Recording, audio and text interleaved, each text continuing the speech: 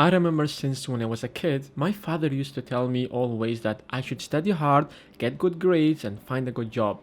And that's not only my story, but that's most probably yours as well, and the 99% of people who are going to watch this video. When I saw this picture first time, I laughed and I considered it as a joke, since I'm an A student myself and definitely I want to be on the bottom of the right side.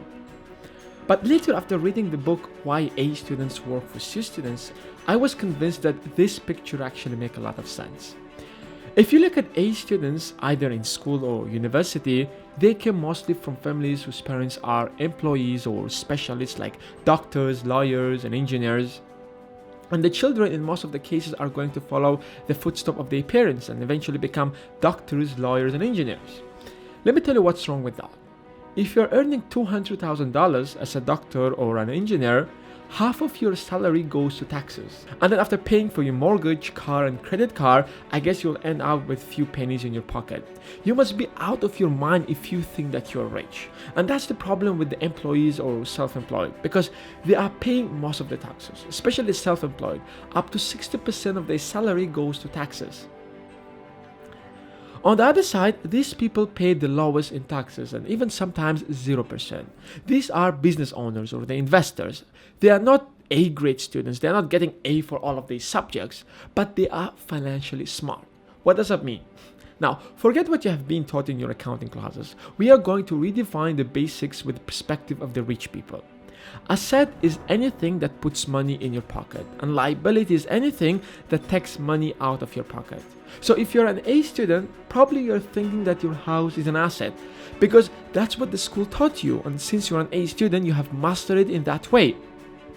But in reality, it's not, because it takes money out of your pocket. You have to pay taxes on it every year, insurance, and other expenses. But if you rent that house out and you receive rental on it, then it's considered as an asset. So the rich do one thing. They keep increasing the assets, such as businesses, real estate, stocks, commodities, and so on.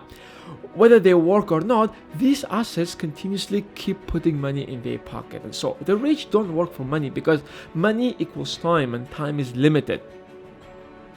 But the middle class, they have these high-paying jobs as doctors, lawyers, and engineers, and that's their only source of income, and then they have all of these liabilities that they think are assets, which makes them look rich, but once they stop working, they go bankrupt.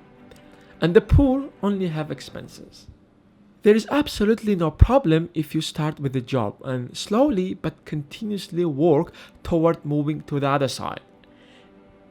I understand, especially when you graduate, you want to move to a new house, get a new car, but in that way you will keep getting liabilities and will never get rich. But putting money in this box is risky.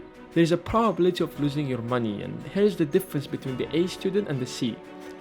The A students are not used to fail. For them, if they're going to get B+, that's kind of the end of the world. That's why they have no idea how to deal with failure. And because 9 out of 10 businesses fail, they are afraid to give it a shot. That's why they will keep acquiring liabilities by getting a safe and a secure job in a company that's built by a C student who failed many times before building this successful business. And that's how A students work for C students.